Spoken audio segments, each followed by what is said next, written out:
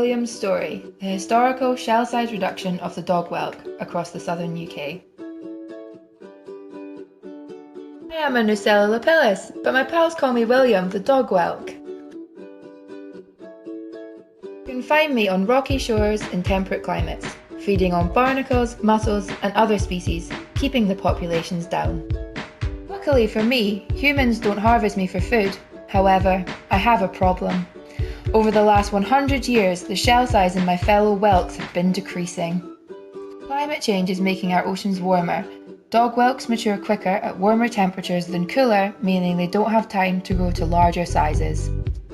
We need larger shell sizes as individuals with this trait compete better for food, and they have more and stronger offspring. Their presence represents a stable environment. The oceans are also polluted by tributylin, also known as TBT, which is detrimental to our growth. Tributylin is used in the paint on the hull of ships to prevent the buildup of organisms which can cause drag.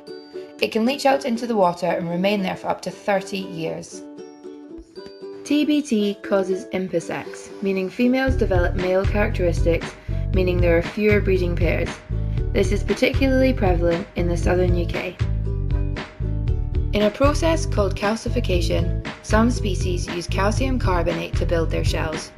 As CO2 emissions rise from anthropogenic activities, oceans absorb more and more CO2. After absorption, carbonic acid is formed, lowering the pH of the ocean. This prevents calcifying species, such as the dog whelk, from building their shells. We humans wanted to find out for sure if our shell sizes are getting smaller, and if it was related to sea surface temperature in the southern UK. They compared sizes of the largest individuals, measuring more than 30 millimeters from historical samples from before 1922, between 1922 and 1951, between 1952 and 1997, and new modern day samples from between 2014 and 2016. Size data was paired with temperature data for these years and tested for correlation, and it was shown that average size decreased with temperature rise. Comparisons showed that the number of large individuals decreased. 27% were more than 40 millimeters in size found in the museum collections before 1997, and only 0.7% found in the field were larger than 40 millimeters between 2014 and 2016.